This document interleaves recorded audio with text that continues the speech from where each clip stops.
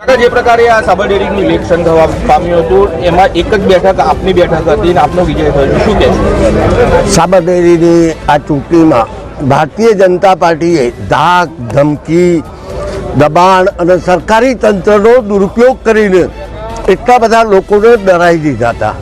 સમય બદલાયો છે કે પ્રજા આજે લોકો એમના કાર્યકરો કદાચ ડરે પણ પ્રજા અને મતદારો એમનાથી કોઈ ડરતા નથી.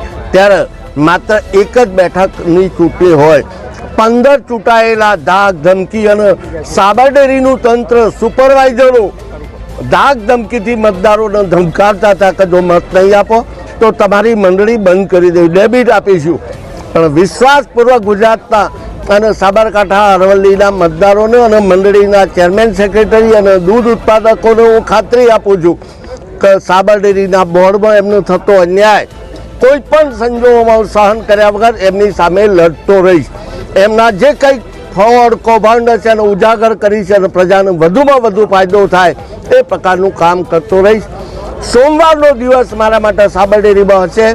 લોકોના પ્રશ્નો માટે હંમેશા હું ઝઝૂમતો રહીશ. પ્રજા ઉપર મતદારો ઉપર મને એટલો વિશ્વાસ હતો કે આ જીત માટે ગમે તે ધાક ધમકી આવે પણ હંમેશા હું ઝાંસીની રાણી લક્ષ્મીબાઈની માફક હોમાવા માટે પણ હું તૈયાર હતો. પ્રજા મને કહેતી હતી એકલા લડો છો, તૂટી મારશે, પણ મતદારો પર મને પૂરો વિશ્વાસ હતો અને આ મતદારોનો વિજય છે, મારો વિજય નથી.